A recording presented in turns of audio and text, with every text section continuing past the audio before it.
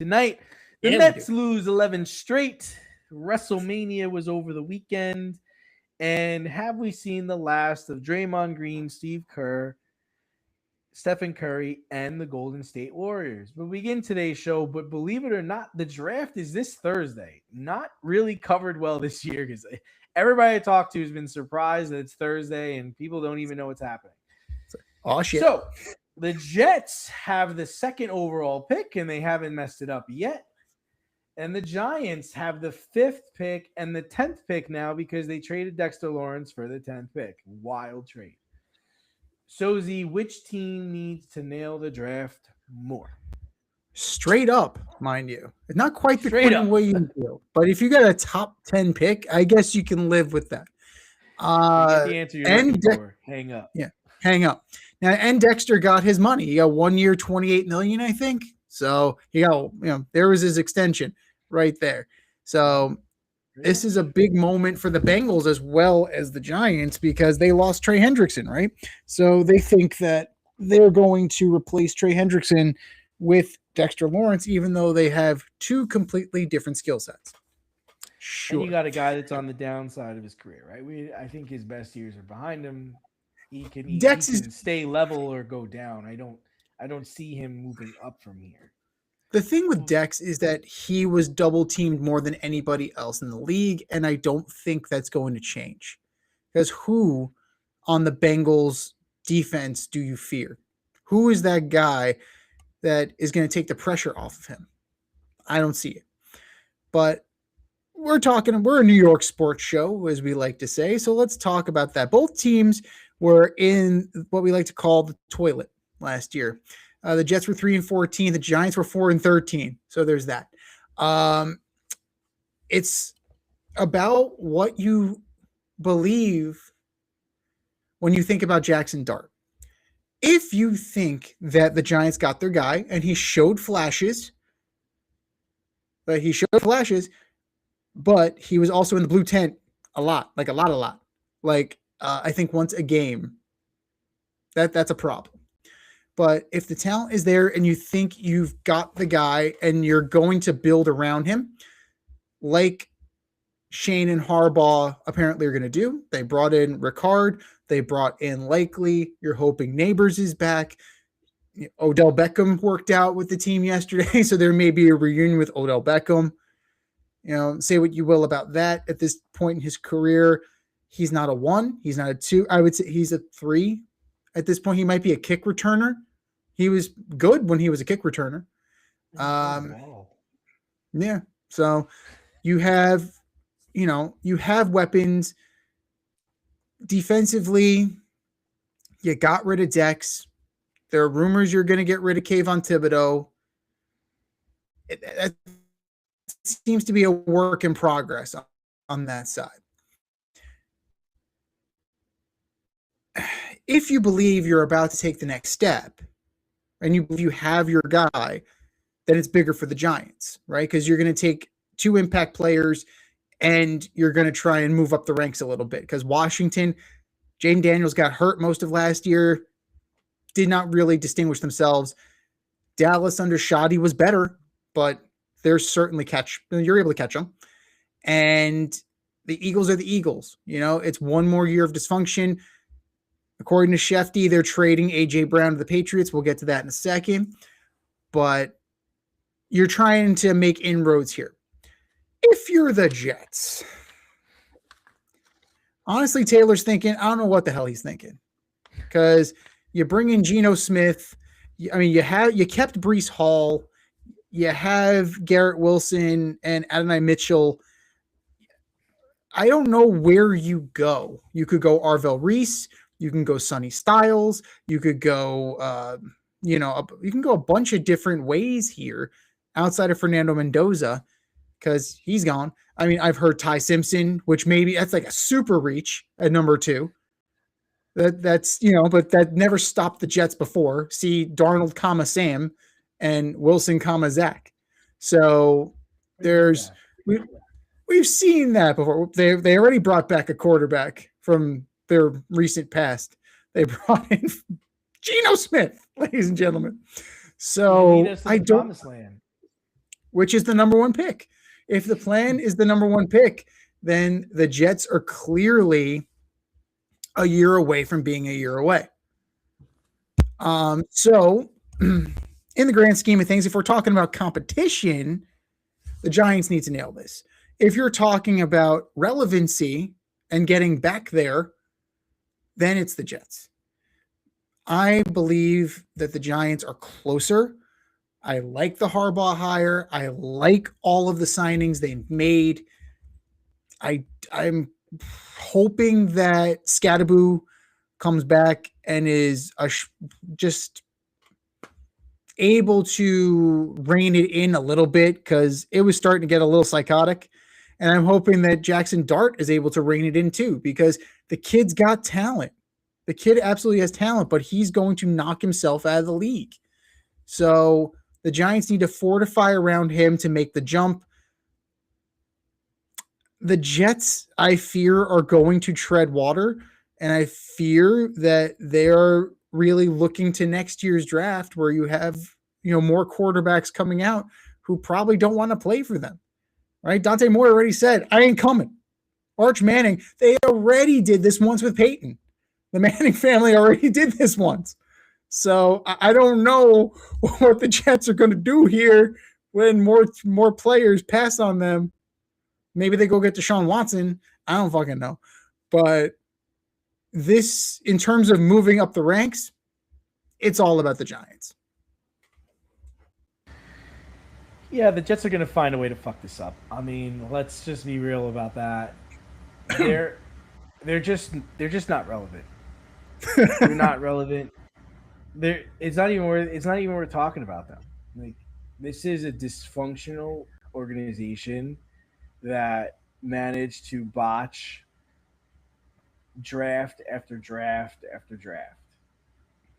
So I don't count on them to make the right draft pick, and I don't think this draft pick matters. Their quarterback next year is Geno Smith. Even if they were to take Ty Simpson, which I wouldn't put it past them, no, he is going to walk into a shit situation and have a miserable start to his career. You decided to keep one of the most tradable assets in the running back situation, which I'm still trying to figure out. Well, what are you keeping him for? You gonna pay him? What are you doing? No. I don't. And the team, the Patriots got to the Super Bowl last year. The Bills are contending every year. They went out and got a wide receiver. Like, the Dolphins are rebuilding. I just don't see it. I don't see it. And you have a plethora of picks, but the problem is that you're picking them. And like you said, is like next year, you literally had guys going back to school this year because they were worried you were going to take them at 2. And you don't think the same thing's going to happen next year? You think the Mannings are going to allow your son to go there? Their son to go their nephew to go to you? No way. No way. No one wants to touch you. You're becoming the Cleveland Browns, which is crazy. And now, if I'm correct, since the Buffalo Sabres made the playoffs, now the New York Jets have the biggest playoff drought in all the major sports. And you have a head coach talking about Geno's going to take us to the promised land. Drug test him. Unless the promised land is the first pick. That's the only thing I can think of. And if he's that, then that's correct. So I think the answer to the question is the Giants, because Joe Shane's job is on the line here, right? He has a chance to go 500. I think 500 saves his job. I think a 2-5 start, a 2-7 start, I think he's gone. You got the head coach. He brought good players with him. You have a franchise quarterback potentially.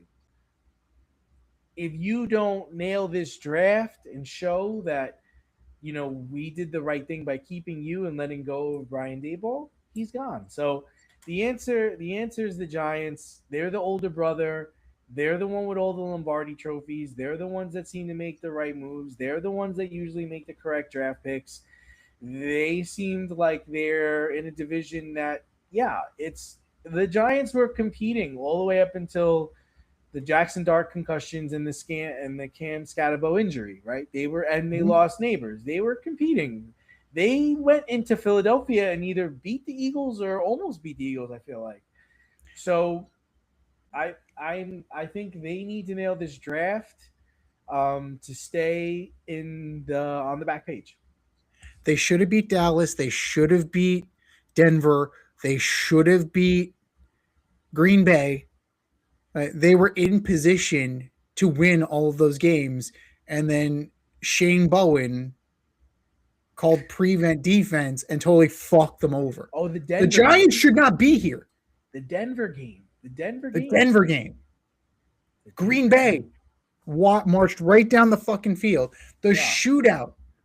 The shootout with the Cowboys, where you're just, oh, we'll let Brandon Aubrey he can't kick it from there. Yes, he can. And Yes, he fucking can. The loss of Dexter Lawrence is okay. Like, he Yeah. wanted money. I agree with Joe Shane in not giving it to him. You're on the downside, dude. You missed your opportunity for us to pay you. But here's a team that we gladly. You want to go play in Cincinnati? Go play in Cincinnati. Go play in Mhm. Cincinnati. Go play in Cincinnati. Like, you want to go play Please. there? Go play there. Go play. Teams are going That's to it. try to score 40 on you, so go for it. Like, okay, and in the draft you can get a guy. Yeah. That's not that's not a terrible thing. Doesn't Cutting it Bobby doesn't really make a Okereke, I difference. feel, is worse than that. Because Bobby Okereke is your middle linebacker. He was calling all the signals. Did not have a great year last year. So I understand that. But you are gutting the middle of your defensive line, and you're gutting your middle linebacker. You're hoping that Micah McFadden can take the next level and replace Bobby Okereke. Okay. Okay, Sure. but amongst draft day news, it appears a star wide receiver AJ Brown will be on the move. This will likely happen after June 1st to avoid dead cap hit. The Patriots seem to be his suitor at the moment, but should the Bills seize the opportunity to get him away from the Patriots? Well, my question to you. It's likely. Like Shefty is reporting it as a likely deal.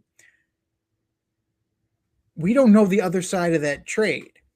So if you were Howie Roseman and you're trading AJ Brown to the Patriots, what do you hope to get? A 2? Are you feeling like if you got a 2, would you say you got a steal? Like, what do you think? Yeah, yeah, because I mean, I feel like I would want a 1 and a 3, Mm. but taking into consideration the market value, yeah, I want a 2, a 3, and a player. That's what I want, a 2, a 3, and a player. If I can't get a 1 and a 3. That's fair. That's definitely fair. Now, in effect, you have AJ Brown going to the Patriots. He's replacing Stephon Diggs because there's no way they're bringing Stephon Diggs back and pairing him with AJ Brown. Like, I can't see that working in terms of personality. I can't see that in terms of scheme, right? 7 touchdowns last year, 1,000 yards receiving. Like, good numbers. Good numbers. Now, the other question you have to ask yourself is Drake May better than Jalen Hurts? At this point in his career, I got to say they're kind of even. Now, Drake May was hurt, and he was playing like dog crap in the playoffs. So you're hoping against hope, wishing against wish that he can take the next level. But you know, it's a tough sell for me. It's gonna be a tough sell for me because you had flashes, right? You had this Drake May MVP discussion. Lots of guys were in the discussion for MVP. At one point, Baker Mayfield was in the discussion for MVP last year. Matthew Stafford was in the discussion for, no one was really that outstanding, right? So if you can take the next corner, sure. But is this going to frustrate A.J. Brown again? Is that going to be an issue again? The one thing that is going to benefit him is that he doesn't have Devontae Smith taking his touches. He doesn't have Saquon Barkley taking his touches. He can be the show, right? So if A.J. Brown... He's worked with Vrabel before. Yeah. So Vrabel, I think... apparently wasn't happy when they traded him. Yeah, but he also had Corey Davis and Derrick Henry. So that's a big difference from Mac Hollins and Ramondre Stevenson. That's a big fucking difference. So it's a big difference. But he's going to get what he wants, right? He's going to get what he wants. Do you think Drake May has the huddle presence to deal with an A.J. Brown type personality? I don't know. I haven't seen it. He was able to handle Stephon Diggs. Mm-hmm. So if he was able to handle Stephon Diggs, I think he's happy there. Yeah. Yeah. So I think Mike Vrabel has created the culture that Drake May is the guy. You can't shake that, right? And Drake May has the presence where A.J. Brown is not going to, he's not going to upset the apple cart. I think he's going to be on his best behavior because he's finally getting what he wants, right? He wants out. He's wanted out. He's been very passive aggressive about it. Here's your wish. Have at it, boss. Let's see what you can do. But from the other side, though, how does this affect the Eagles, in your opinion? Smith becomes the number one. Yeah. I think he's ready for that. I think he's capable. We've seen in games where he was featured, they won. It was when they tried to get A.J. Brown involved is when they actually would lose. So I think he's ready to take that step. I think this is what this team needs. The question is can Jalen Hurts be better? Because, he just hasn't been right since the Super Bowl, in my opinion.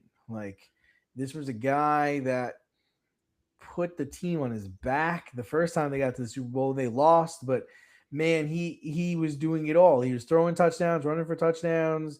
He couldn't be contained. He even threw a touchdown to the other team to, keep them in it. I mean, he was just everything. And even in the Super Bowl, they won. They won because of him, because of his outstanding play. And then last season, it seemed like they were trying to keep teams in the game. Their offense looked out of whack, and I don't know if that was the offensive coordinator. I don't know if it was Jalen didn't have a feel for it. You have too much talent to be that bad, right? So, and for A.J. Brown to want out and honestly not having to feed that mouth, then okay, let's see what happens now. But I think everybody's going to be better for it. I think the thing I'm curious of it, if I'm Buffalo or if you're the Dolphins or the Jets or even the Chiefs, are you going to, or the Ravens, are you going to just let this guy come on to this team and make it better when he's on the block, he's available, you are in a situation where you can be like, hey man, what are the Patriots offering you? I will try and top that, and just see what the ask is. Hey, how about even the Rams? Puka Nacua might not be available early on. So here's, he could come in and he could be the number one. He could be the number. I mean, I don't know if he wants to be a number two, but they throw the ball enough where he's going to get fed. I mean, Stafford will put it wherever you want him to put it, So it's going to be interesting to see as we head towards that June 1st deadline. But I think both the team and A.J. Brown will be better off without each other. I agree. Now, if you can swoop in,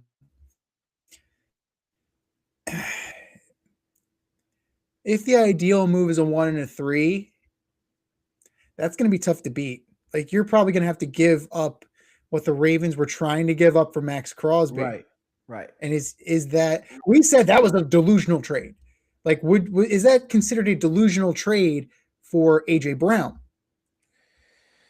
You know, it just depends on how desperate you are at wide receiver. It depends on if you really think like, I mean, did the Patriots lose because they didn't have AJ Brown? No.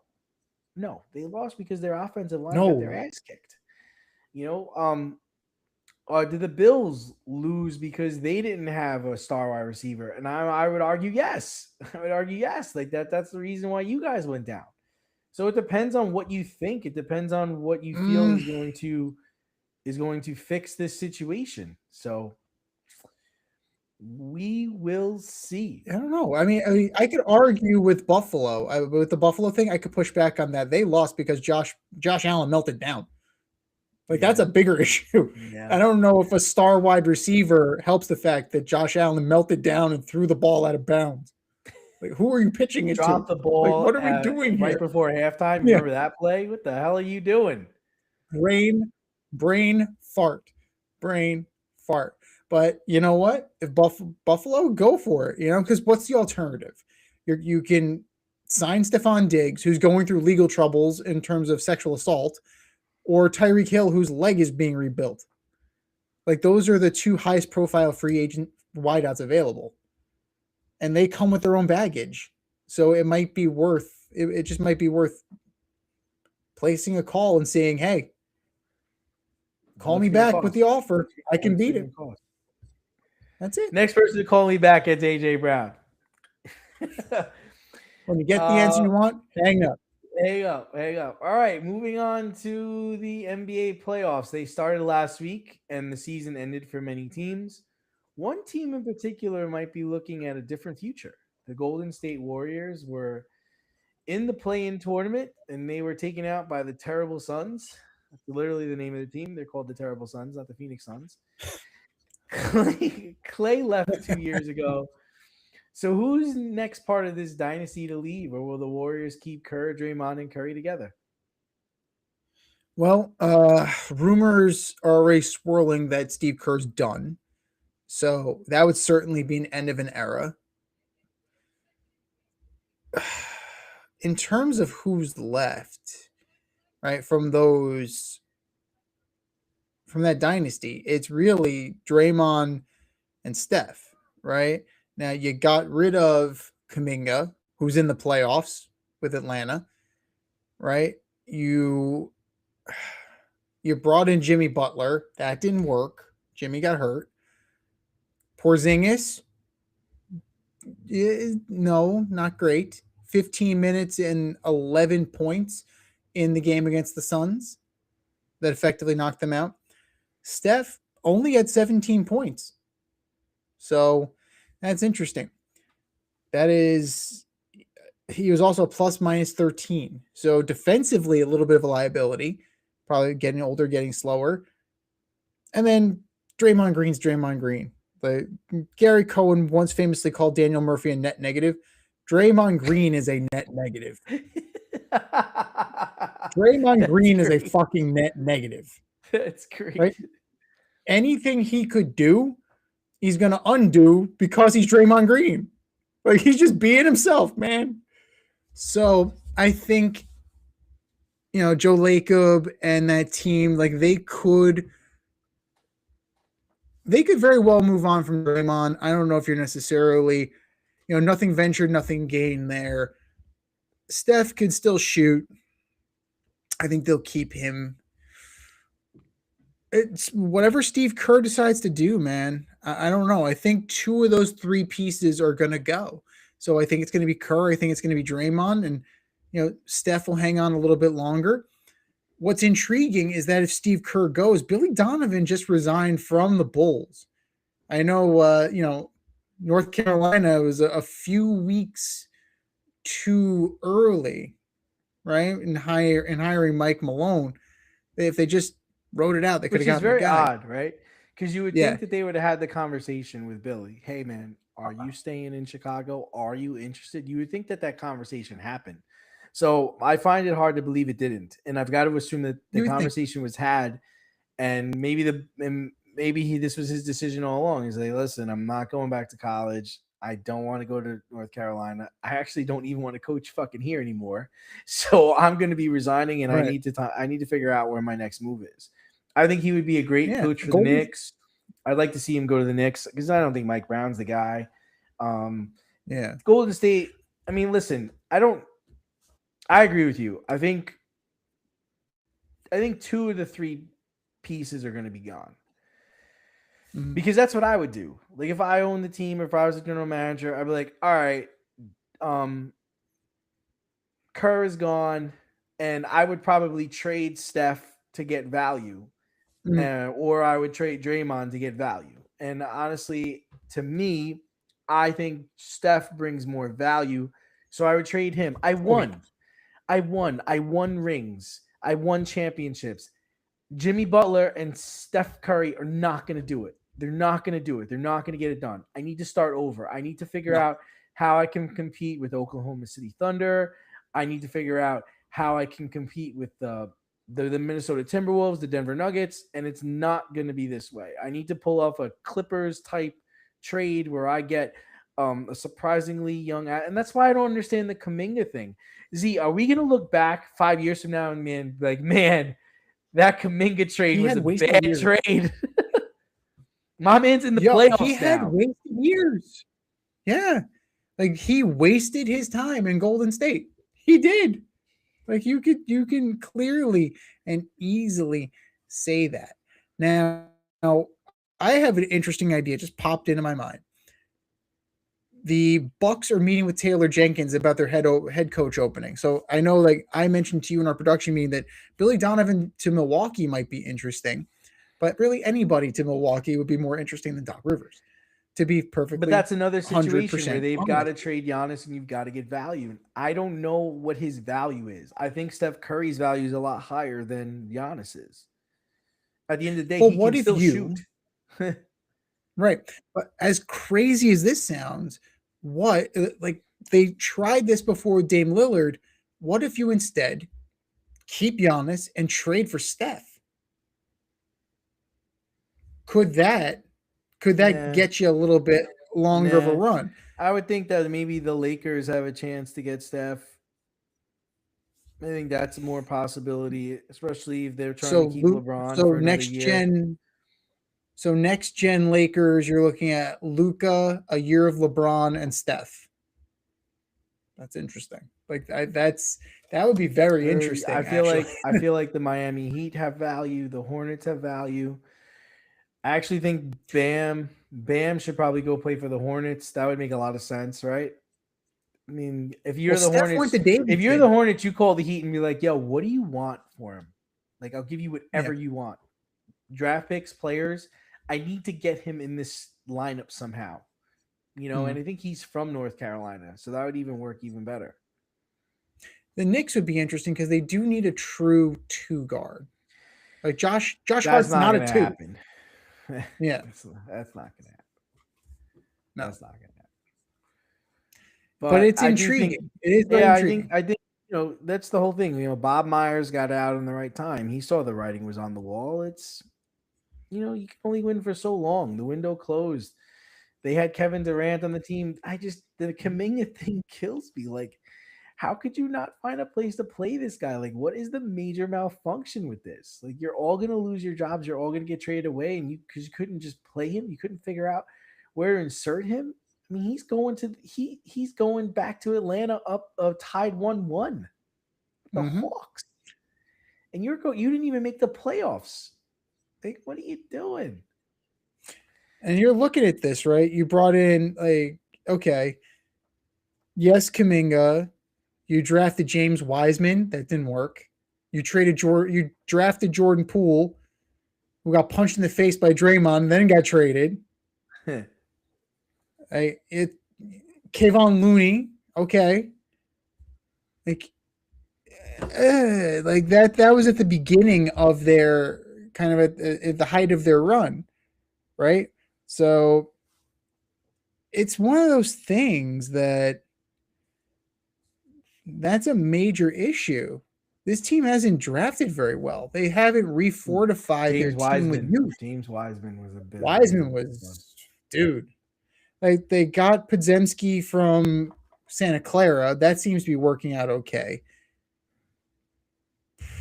Not much else is working. These young players aren't developing the way they had hoped, and it bit them in the ass.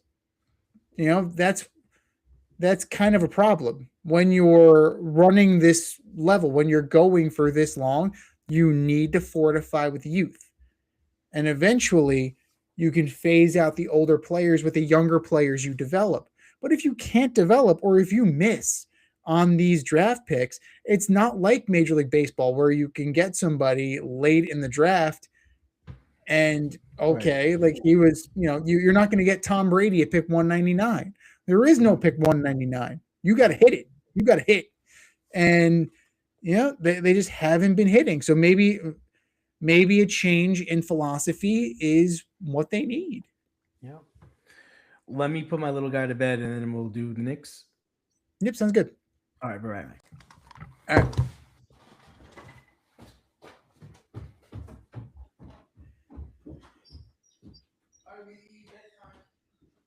Oof.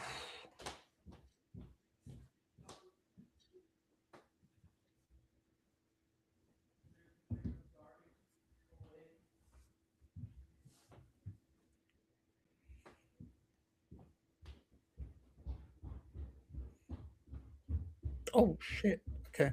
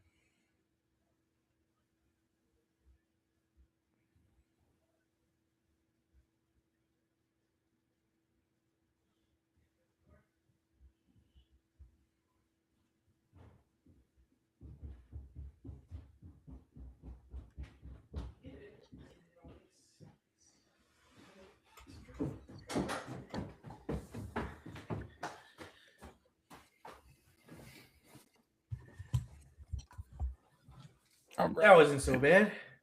No. Okay. Pretty quick. Okay. Moving on to the Knicks. The Knicks lost game 2, but also Orlando won game 1. The Lakers won game 1.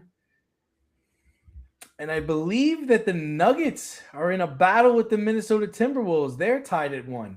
So which victory was surprising to you? The Sixers are currently up 10 on the Celtics right now. Got this. 419 to Yeah.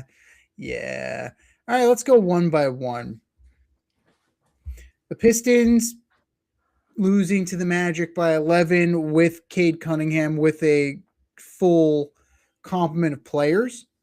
Definitely a surprise, considering that Cade Cunningham was back and he led the team in scoring at 39 points.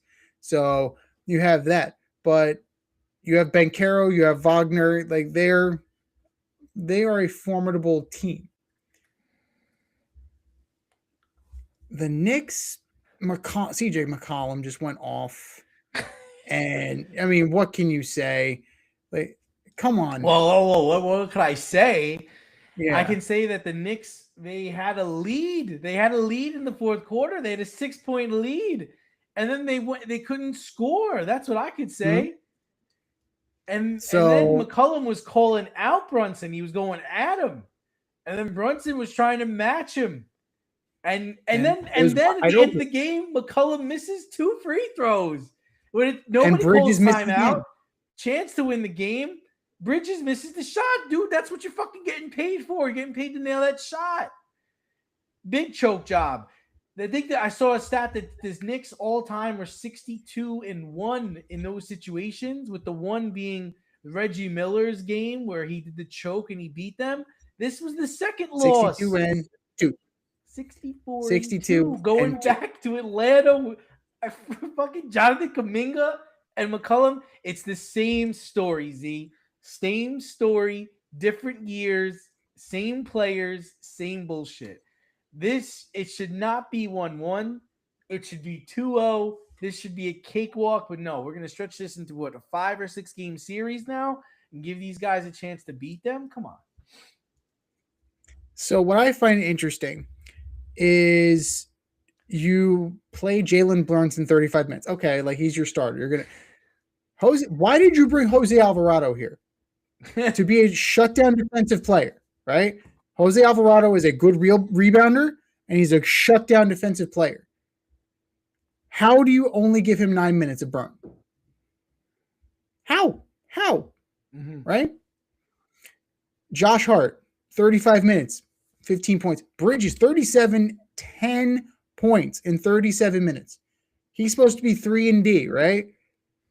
2 for 6 from 3. 2 for 6. Jalen Brunson was 4 for 10. Don't shoot threes if you can't hit threes. There's a brilliant fucking idea. If you can't hit threes, don't fucking try. There's a fucking wonderful idea. For me, though, the biggest one, it's the Rockets, man. Like, how the fuck? How? No Luka, no Reeves, and no Durant. You lose.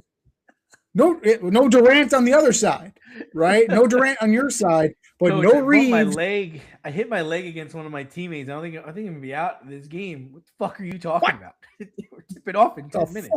Yeah, my leg hurts. I think I got like a contusion. I think I'm out. You're out. You're out. The fuck you mean you're out? You got a bad bruise. A bruise on the leg is far away from the heart. Candy ass. In turn, like Herb Brooks once said, it got a bad bruise. Motherfucker, what do you mean? And what, you're going to be okay today? Like, what the fuck are you talking about? A contusion on your leg? Get your ass out there. But even if you're a decoy, get the fuck out there. Meanwhile, Luke Kennard, where the fuck did this come from? 5 for 5 from 3, 27 points, 38 minutes for Luke Kennard. All right. Good job, son. He didn't miss. He did not miss from 3. See, Knicks take note. Good 3-point shooters, keep shooting. Bad 3-point shooters, stop shooting. Jesus. But if you're looking at the Rockets, nobody stepped up to fill the void of Durant. right? Eason had 16. Who could? Amen Thompson had 17. Sengun had 19. That's Sengun was fine. awful. Missing layups. My man looked like a WNBA player. He's missing layups. But you needed. So who would you want to step up for Kevin Durant? I mean, there's nobody in the team that can do what he can do. You know, nobody can do what he can do. But I'm wondering what this was about. I'm wondering. Jabari Smith and Amen Thompson both played 43 minutes. You got to give me more than 16 points. You got to give me more than 17 points. I'm just wondering what this was about, and I feel like this is a spat that's happening between Udoka and Kevin Durant, and he's kind of putting his foot in the ground and saying, "Oh yeah, you think you could win without me? My leg hurts. I can't play tonight." And Udoka's like, "Fine, we don't need you. We'll play without you." And then this happens, and he goes, "Okay, I'm gonna play tonight, and I'm gonna show you why you need me." Someone is at the front door. Someone's at the front door. Who else is at the who else is at the front door right now? The Lakers are at the front door without Luka and without Reeves, and they're knocking it down, and they're trying to piecemeal away into this. Every starter had at least 14 points. That was your low bar. Rui LeBron Hashimura had 8 assists in the first quarter. Correct. He's like, this is easy. LeBron I could do this. Shocker, double-double. It just seemed like the Lakers were ready to play without Reeves and without Luka more than the Rockets were ready to play without Durant. Right? Correct. And that's fair. Which is interesting because most of these guys were there last year when they didn't have Durant. I find that very interesting. It's just like you dropped him into the mix and now you can't play without him. That's pretty fucked if you ask me. But you gotta love Bronny's line. 4 minutes, no points. Thanks for coming, pal. Yeah. Oh yeah. LFG baby. Let's go. I think the more surprising victory for me was Orlando. Like, are you kidding me? Like, Cade's back. Like, what's going on? Mm-hmm. How are we losing this game? Like, and after the poor showing Orlando had all season, they were underachievers. And they come out and beat you by like 10? Come on. I agree. Now, the thing with Orlando and why it's an upset, but it's really like, to me, it's not that big of an upset, is because that team should be there. That team should have been higher in the standings. They were last year. So, there were injuries, there was poor play, but they are the Magic is better than what they've shown this year. We've seen it. We've seen the best of them. They were fourth in the Eastern Conference last year. So yeah, we know what they can be. So realistically, you have a 1 seed playing against an upper echelon team who's having a bad year. The Lakers without Luka and without Reeves, yeah, it's a 4-5 matchup, but they're severely depleted. You should not. There's no way. I get LeBron James is there, but he's an old LeBron James. He's not the old LeBron James. He's me. He's 42. He's our age. Like, there is absolutely no reason for what happened to happen. Never ever. The Knicks just got into a tailspin that they could not get out of. Now you're going to Atlanta. This has been contentious ever since Trae Young, right? And you got like Mayor Mamdani weighing in saying this is Trae Young's fault, continuing the fuck Trae Young stuff. But he's rotting in Washington. Trae Young doesn't care anymore. Like, Trae Young is immaterial to all of this. You're going to be saying fuck Jonathan Kuminga very soon. But, but you have to, for all the people who were shitting on Tibbs, okay, this is what you wanted, right? You wanted the opposite of Tibbs. Well, this is what you got, right? If you get bounced in the first round, I don't think that's going to happen. I don't think that's going to happen. I'm not going to go there. It shouldn't. If you're the Knicks. You can't let the Atlanta come in and beat you like that. In a situation where you're up by 6 with less than 4 minutes to go, you No. can't let CJ McCollum drop 30 on you. CJ McCollum? You can't. And You then, can't let CJ McCollum. and then to have the chance to win, what is it? I think Brunson hits the 3 that brings them within 1. McCollum goes to the line, misses both foul shots. You guys got to score. You got to find a way to score. And even if you didn't have any timeouts, because I think that was the whole thing, is they were showing they had a timeout, but they didn't have a timeout. There has to be a conversation of what we're doing. Okay, if he misses the shot or if he makes this shot, what are we doing? You know, and it didn't seem like that. It was like they pushed up the floor. I thought he got a good look at it too, and he missed. And you can't miss those. You can't. You got to get out of this round. You got to move on to the next station. We're just wasting time here. Speaking about wasting time, the Yankees swept the lousy Royals over the weekend, massing more than 20 runs in that span.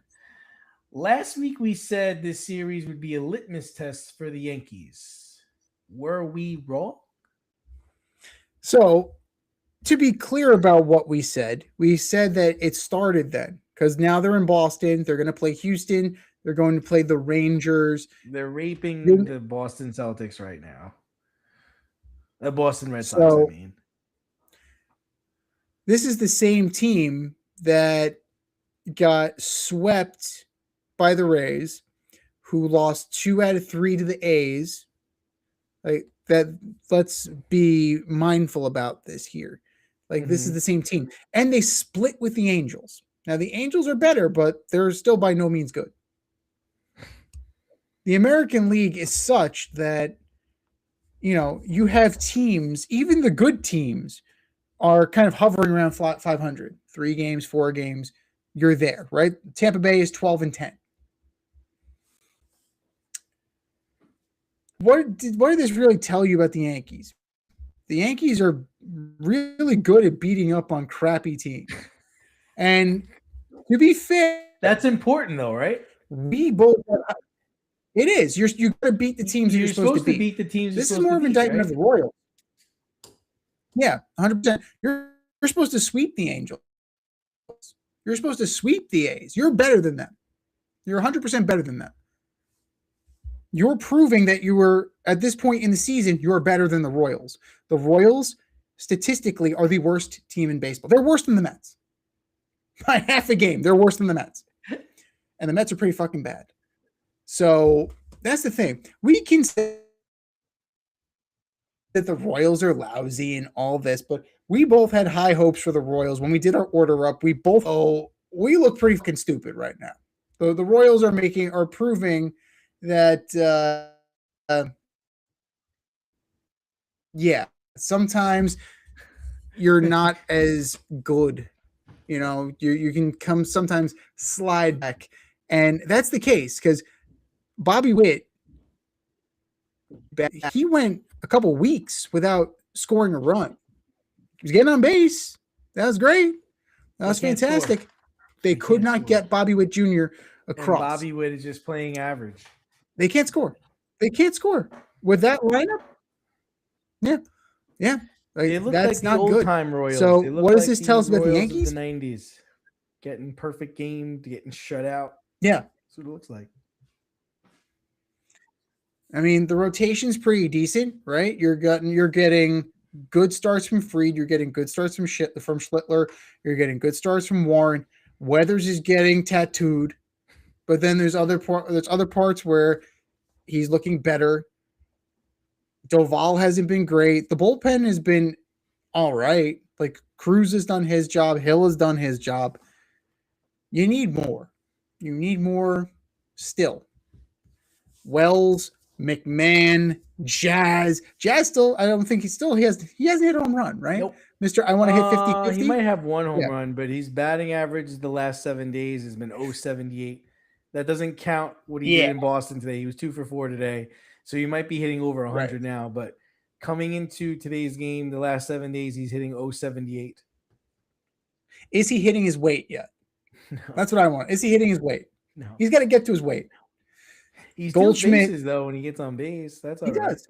Well, he'll be 0-50. He must I be just think 50-50. He'll be that 0-50. The Yankees are kind of like we said, they're beating the teams they're supposed to beat, but their starting pitching's carrying them, and so is Aaron Judge and Ben Mhm. Rice, right? Bingo. Nailed it. Which is 100%. all they need. But I don't know how the Yankee fans measure success these days. Back in the day, it was World Series championships.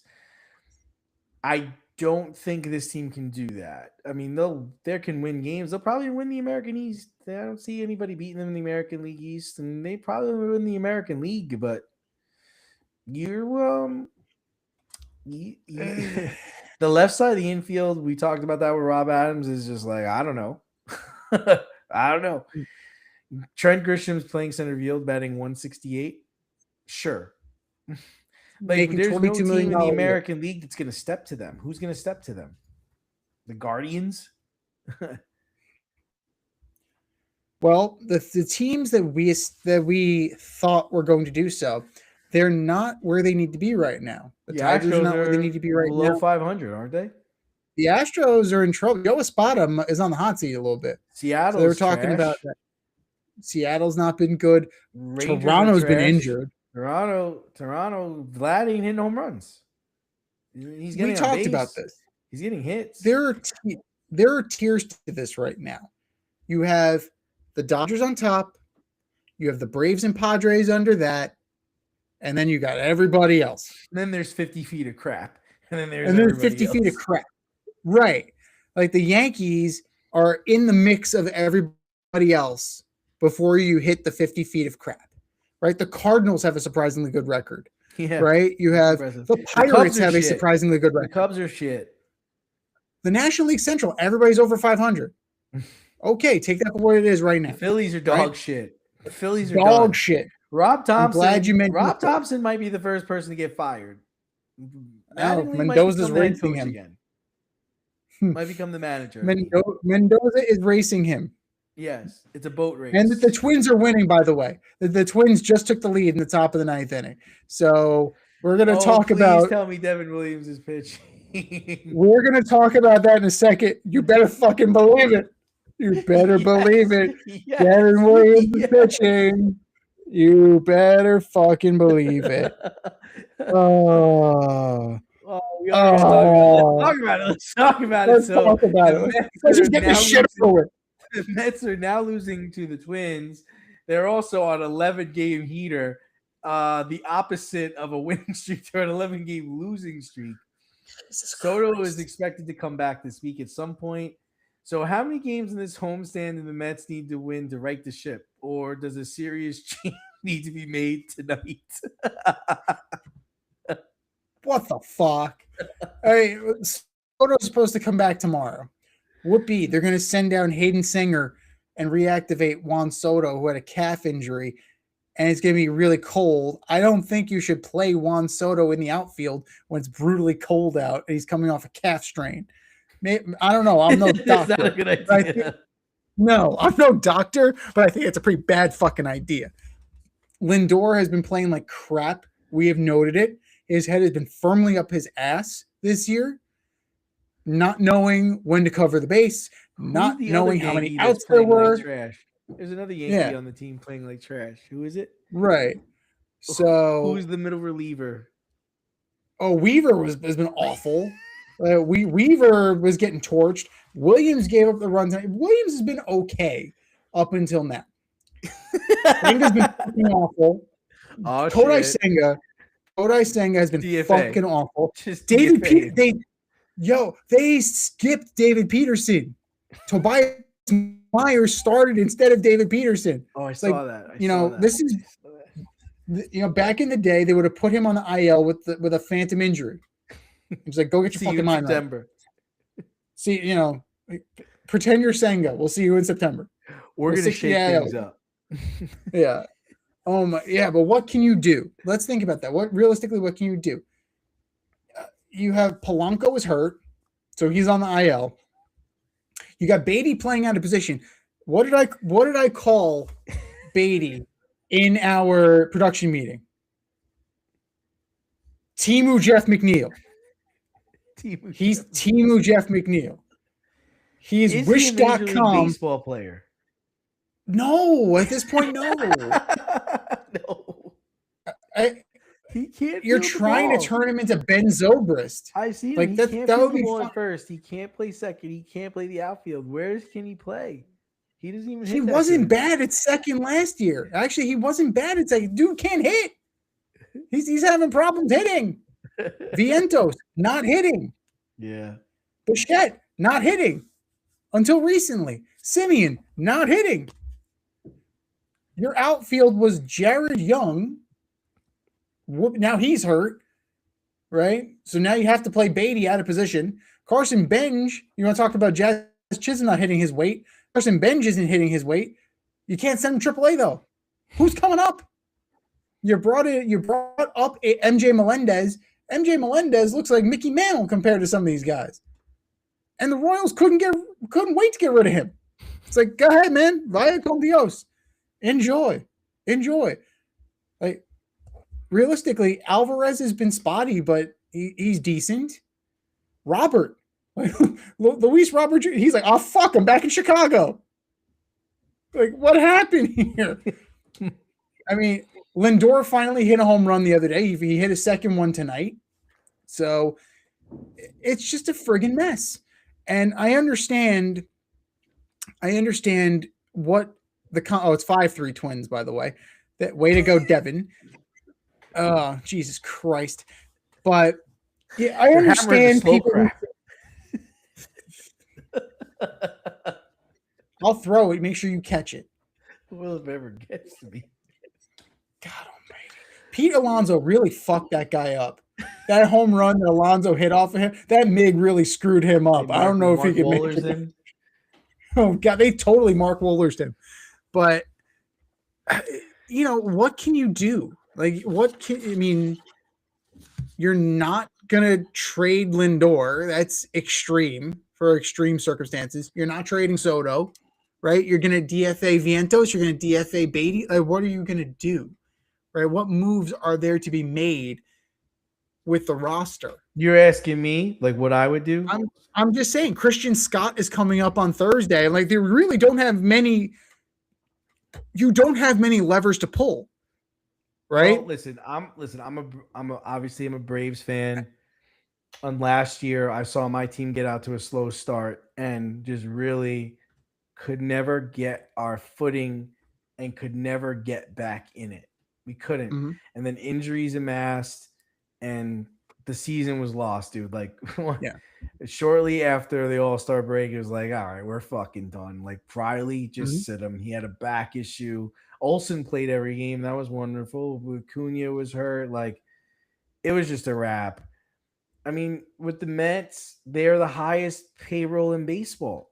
And you can't go on an 11-game skid. You just can't do that. That's hard to make up. That's hard to make up in Major League Baseball. And I get it. Soto's out. I understand that. But this is baseball. This isn't basketball. He can't be the end-all, be-all to the way this team works, not the way the payroll is set up. And I've been saying it for fucking 5 years now or 4 years or however long this motherfucker's been here. Lindor is not a 2. He's not a 2. He's not a Robin. He's not. You're paying him like he is. I'm sorry. I'm not scared of Lindor. I'm not scared of Francisco Lindor. I don't care if he gets on base. I don't care if he plays shortstop. I don't care if he covers the bag. I don't give a shit.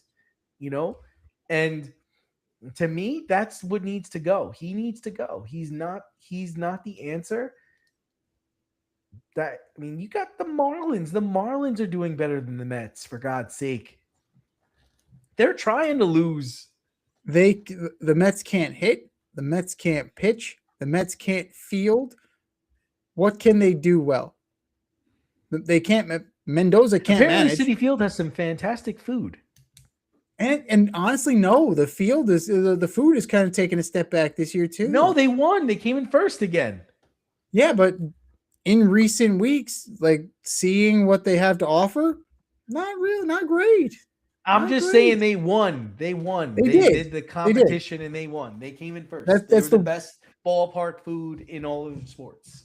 That's the one trophy they can. That's what I'm saying. That's what they Yeah, got. that's what we can And you're hang our saying that's hats not even on that. legit. No, it's merely okay. It's merely okay at this point in time. But Mendoza's going to be the fall guy. It's a question of when, right? Because you figure they're losing 5-3, bases loaded, top 9, 2 out. They just cleared the inning. Okay, so that's good. All right, so 5-3, bottom of the ninth inning. We shall see. How long do you let this go? I mentioned it on our X post.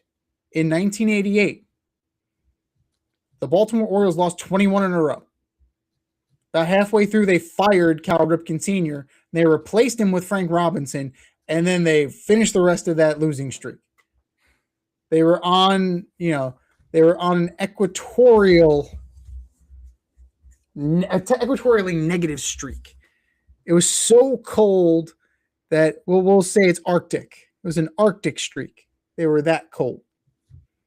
They never recovered.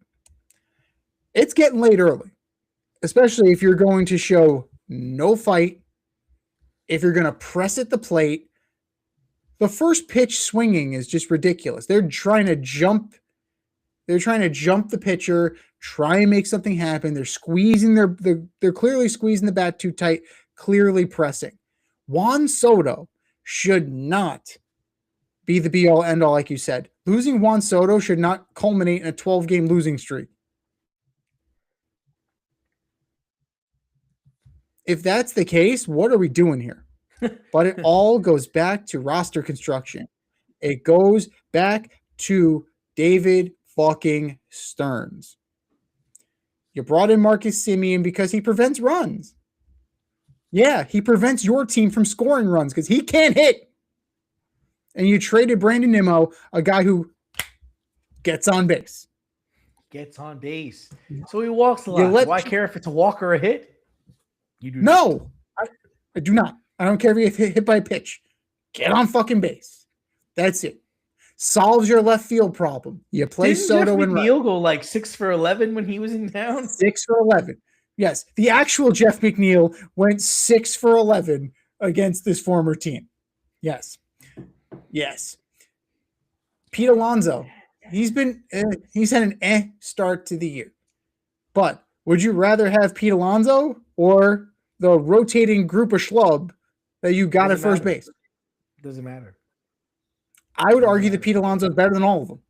But it didn't matter. You didn't win with Pete Alonso. You're not going to win with them either. That's the whole thing is like you're talking about roster construction. The way the roster was constructed last year, they weren't going to win. The way the roster has been constructed this year, they're not going to win. It doesn't matter. Like it just doesn't matter. You get that though? It doesn't matter. Like even if they were to go on 11-game bender somehow and right this wrong, let's say they took 9 out of 11 in this homestand, which is very highly unlikely. They still can't beat the Dodgers. They can't beat the Braves. I don't even know if they can beat the fucking Phillies. The Phillies are terrible. They might not be able to beat the Nationals, who actually score runs. The hitting approach is flawed. Everybody needs to go. The whole thing needs to go. And their owner, he doesn't have a fucking clue. This team, just 2 seasons ago, mind you, was in the National League Championship Series against the Dodgers and actually stole game 1. Remember that. Well, we can look at that now and know that was a fluke, right?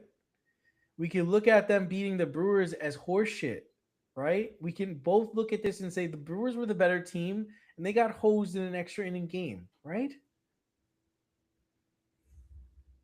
They got beat.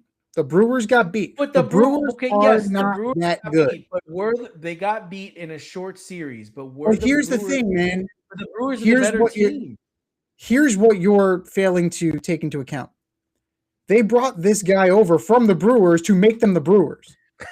That's what they did. But what I'm trying to say is that I understand what you're trying to say. No. Wait. I want to say something else. You realize that short, stupid playoff series ruined your team because you realize if they don't make the playoff and if they don't lose, some serious changes are made instead of saying, you know what? We stole one from the Dodgers. We almost made the World Series. We're really good. We're like Juan Soto away from being really good. You realize that happened? And that's why you're here? Because that stupid playoff series that asshole commissioner put together has put false belief into teams like the Mets thinking, oh, we're really good. Instead of saying, well, it was a short series. We beat a team that we probably shouldn't have beat. We've gotten lucky. That's what happened. This is the result of that. You are paying Juan Soto all this money and he don't care. He doesn't care. He's getting paid. Whether they win or lose, he gets paid. He's been out this whole time. He's going to come back and he's going to be himself. He's one person and it doesn't matter. Shohei Ohtani cares. He's trying to win the Cy Young Award. He wants to because he's got money on it. Yes. Because he's got money on it. More MVPs. He wants to win more World Series rings. This guy he already won his World Series. He just wants to get paid now. I don't care if we win or lose, man. Doesn't matter. I'll be here. I'm going to keep doing my thing. They were going to get Juan Soto regardless of the result of that. Because they were going to pay. Steve Cohen pays. Teams know that. Players know that. Max Scherzer knew that. Justin Verlander knew that. Steve Cohen's a money mark at the end of the day. He's a friggin' hedge fund money mark. He will pay. But now he's hiring a guy to try and cheap out on it. You can't have it both ways. You can't be cheap, but also pay. Because what happens? Who's got all the money? Lindor and Soto. And you're holding the rest of the team together with duct tape and a wish. You got guys, you have Polanco playing second base his entire career. Give it a go. Well, I've only really ever played second. We're going to put you at first. It's not hard. We're going to teach you. It's incredibly hard. It's incredibly hard. You're rotating Vientos. You're rotating Vientos, Beatty, Polanco. You're rotating three guys. Ridiculous. This is ridiculous. It's so bad.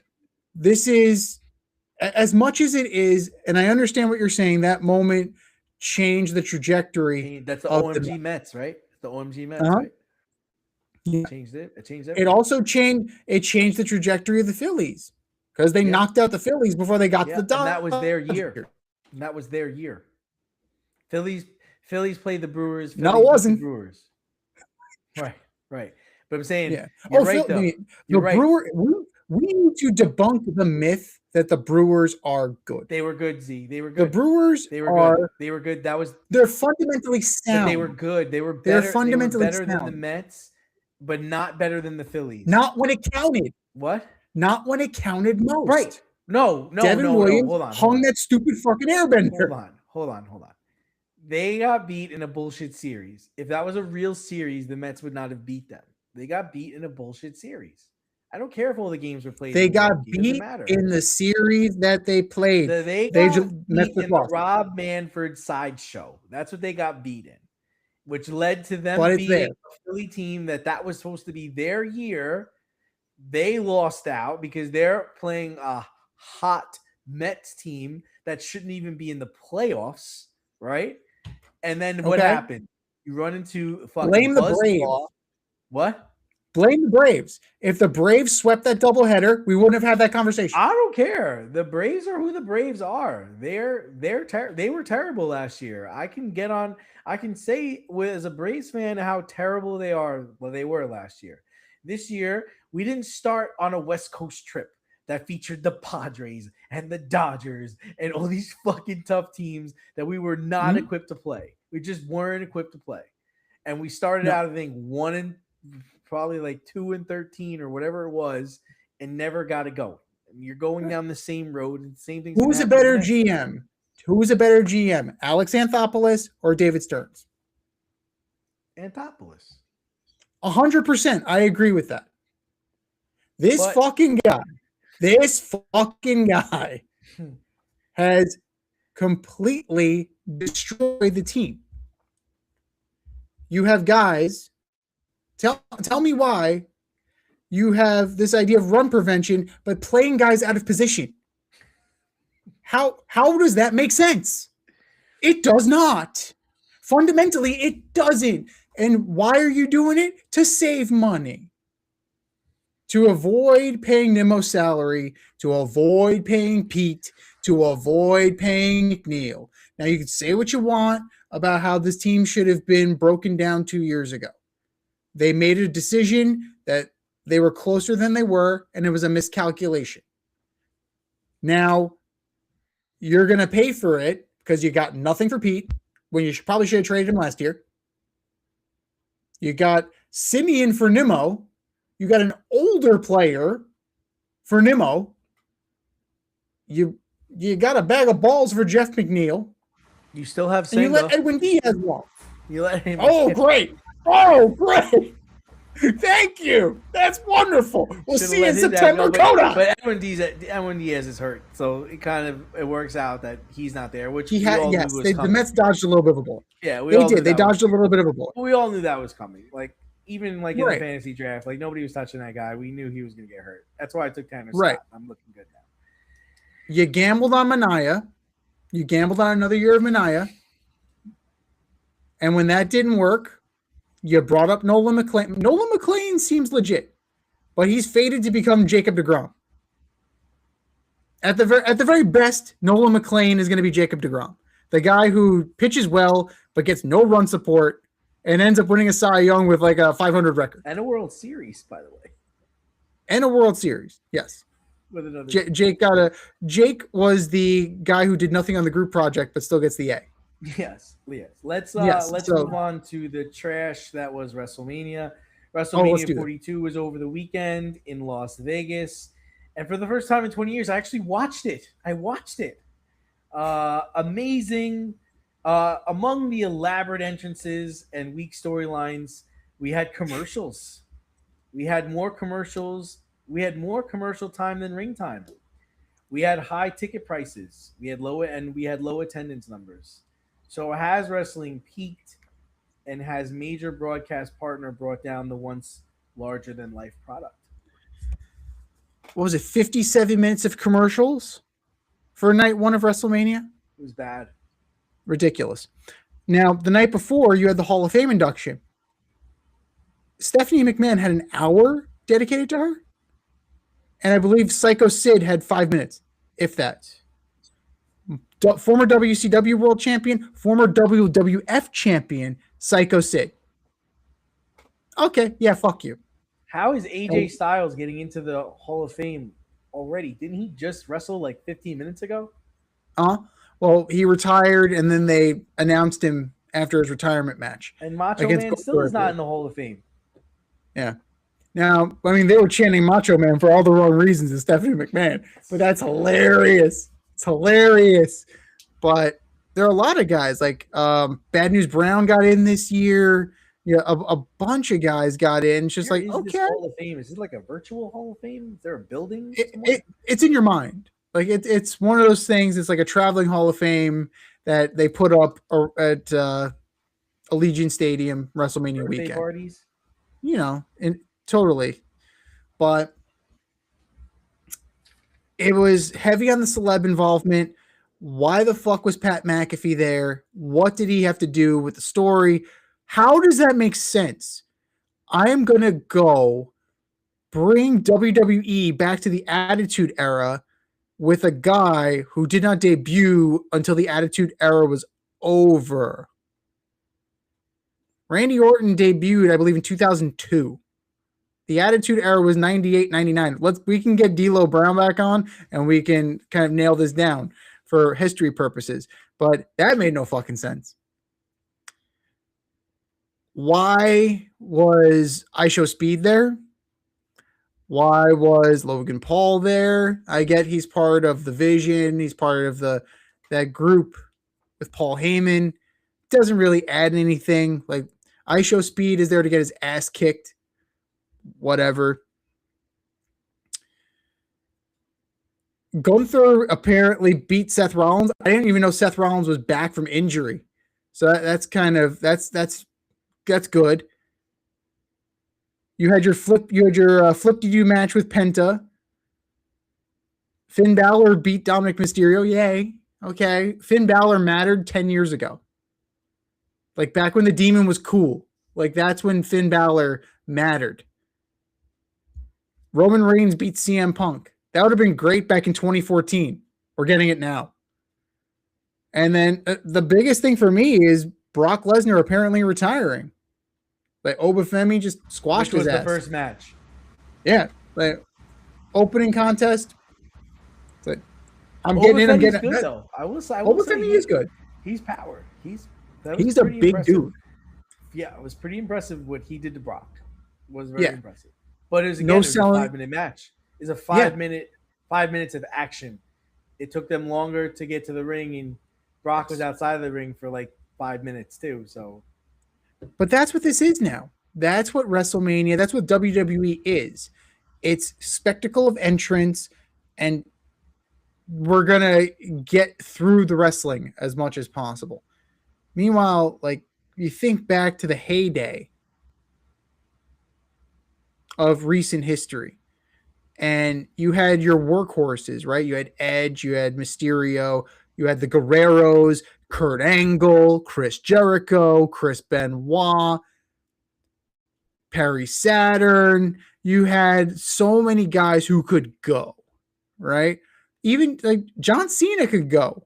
Like in the beginning, he couldn't, but he learned how to be a very competent wrestler. Randy Orton can go. Like they can all work 10 to 15-minute matches and make it mean something. They can work 20-minute matches and it can mean something.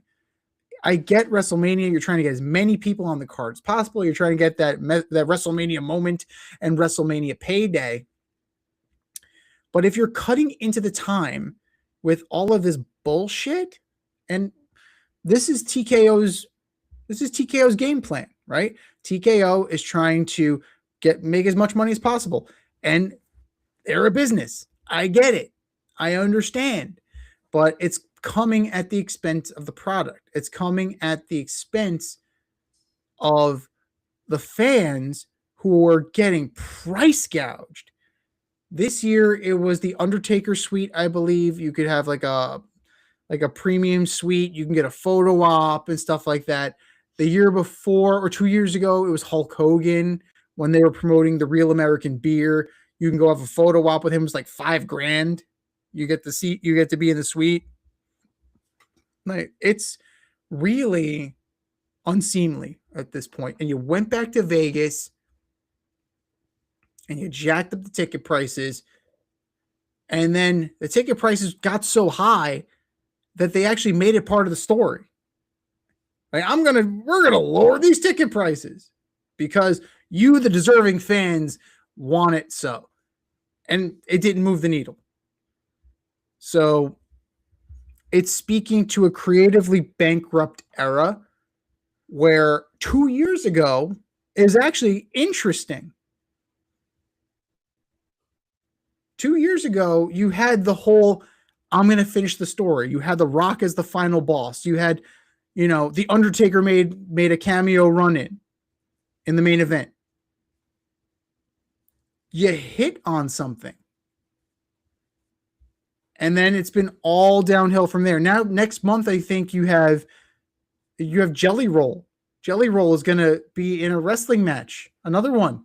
Jelly Roll put Pat McAfee through a table. I mean, it's not for me anymore. I am absolutely convinced that this is not for me anymore. It's not written for me. It's not presented for me. Like my favorites are long since either retired or dead. So that's definitely, I'm a fan of a bygone era. But when you sell your product to a corporate entity, this is what you can expect.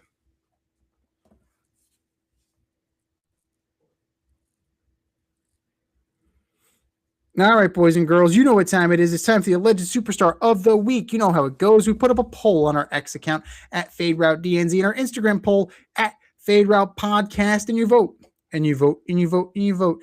And the winner of said vote gets a shout out on this here show and takes home the coveted ass trophy. And do you know who took home the coveted ass trophy last week? I don't.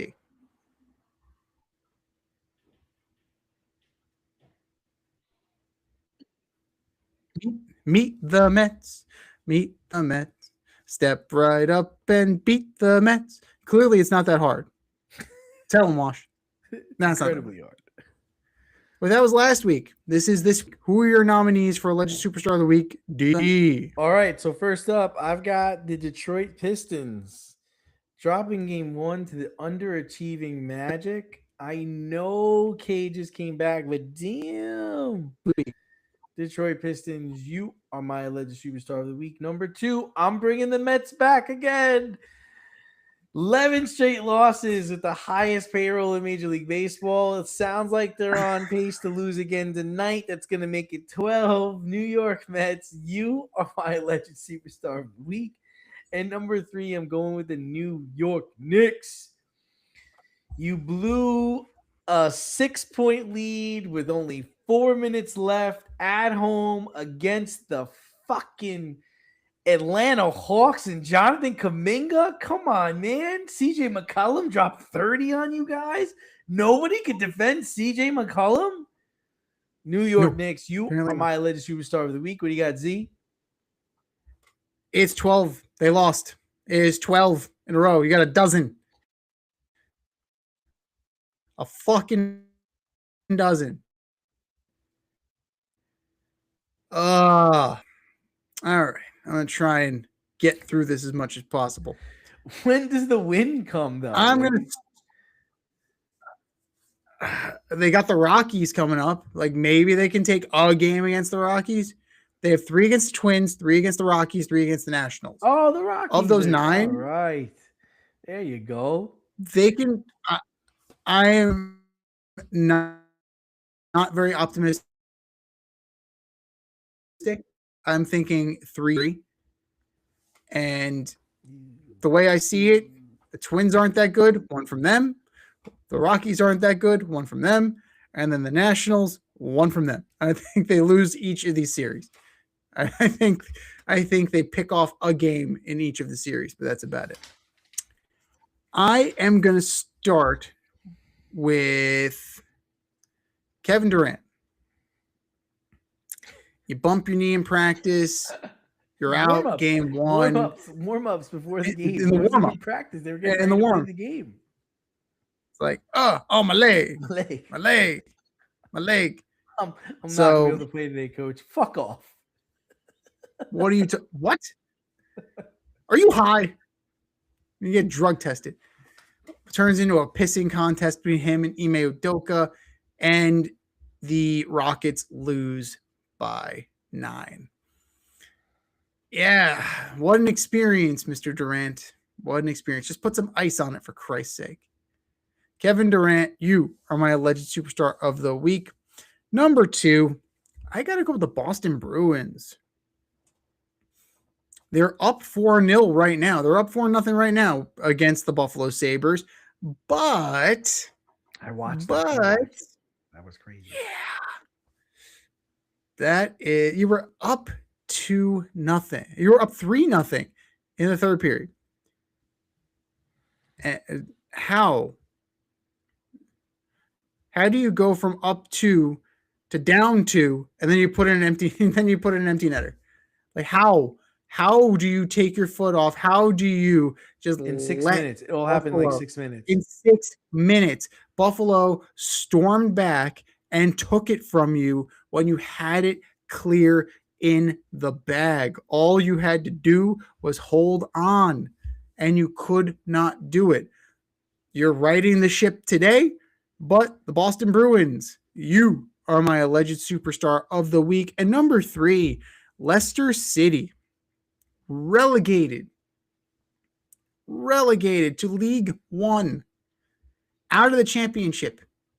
This team won the Premier League in 2016, was in the Premier League as recently as last season.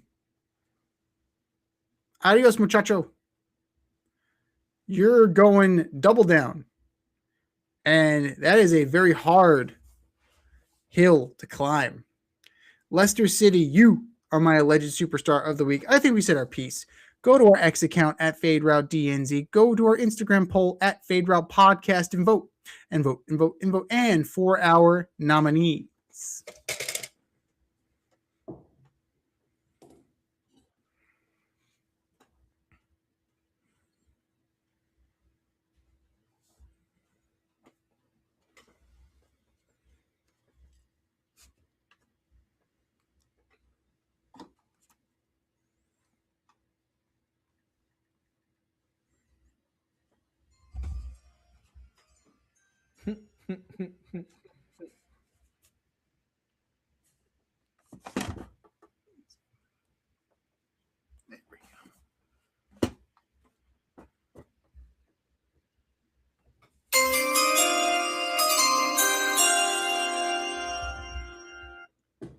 That's right. You know what time it is. It is time for us to order up. Order up, order up. It is draft week, which means it is time for our top 5 mock draft. Will there be surprises? Will there be shakeups? Yeah, probably. But I'm pretty sure we know who number 1 is. It's all but foretold. But who is 2 through 5 going to be? Wide open, as wide open can get. From 5 to 1, who you got, D? All right, so first up, I've got the New York Giants taking Caleb Downs, the safety from Ohio State. At number 4, I've got the Tennessee Titans reaching for Jeremiah Love, the running back out of Notre Dame. At 3, I have the Cardinals taking David Bailey, the defensive end from Texas Tech. But I would not be surprised if the Rams tried to trade up to 3 to get Jeremiah Love. Because they don't care about draft picks. So I can see them fuck them picks and going up and getting it. The New York Jets will ruin the career of Avril Reese. He's a linebacker from Ohio State. Or they can take the who's that other guy? Styles? No, not Styles. The linebacker from Ohio Styles, State? Yeah. Or they'll ruin the life of Sonny Styles. One of those two guys will have a miserable career. And I have Fernando Mendoza, the quarterback from Indiana, going number 1 to the Raiders, who oddly enough will not be attending the draft. Wants to spend time with his family. I can respect that. I can absolutely respect that. Mendoza's going number 1. It's all but locked in, but it's really about who is going to go 2 through 5. Biggest needs, right? Who needs what? With the Jets, what do you get for the team that needs everything? Right? Where do you go? Realistically, where do you go? Do you go for the tackle from Miami? Do you go for another wideout like Mekhi Lemon? Do you go for an edge rusher like David Bailey? What is the greatest need? They love do you go those for Ruben Ohio Bailey? State players. They love that shit. They do, which is why I think the Jets will take Caleb Downs, safety, Ohio State. What did they not have last year? What did they not have last year? Oh, nothing. They had nothing. What they had nothing. Specifically on defense. What did they not have last year? An interception. Oh, right. We're chasing picks. We're chasing picks this year. We need something. We need something here. So I think Caleb Downs might be the guy at number 2. Number 3. You have the Cardinals. They're linked to Jeremiah Love. They are.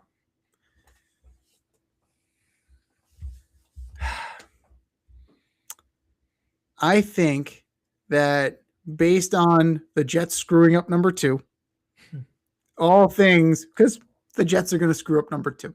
It's just a matter of time. I think Reese could fall to the Cardinals, and I think that it would be too much to pass up. Best player available. Besides, you have Connor. You have some pieces there. Jacoby Brissett is actually not participating in OTAs. Love it. Because he wants to get paid starter money. Fucking love it. So I wonder if they estimated for that shit. That's a crazy, crazy situation.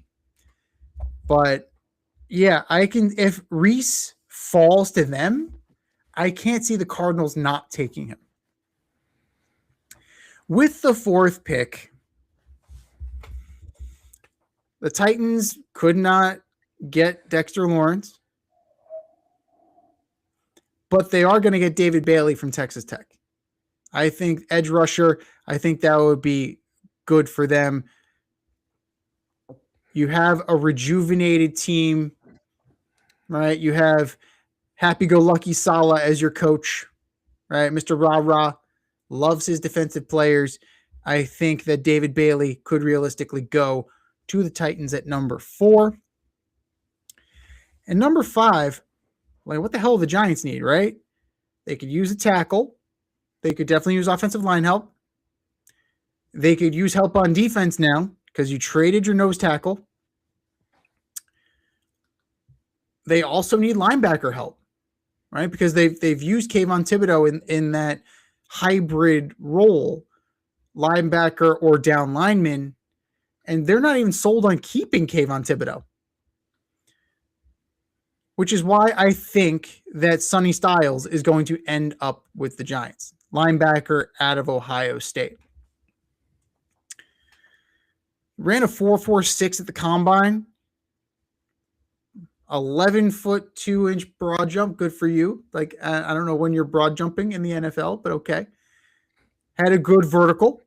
Has a motor. Right? He can play the run. So he might be the guy that will replace Big Dex in the Big Apple. Those are our mock top 5s. What are yours? Hit us up. faderoutemail@gmail.com. Slide in our DMs on IG at Fade Route Podcast. Drop us a line on X at Fade Route DNZ and let us know who you got going 1 through 5. It's time for us to run the go route. We'll talk to you next week when we order up the greatest number 15s of all time. Yeah, the Jets are going to do something.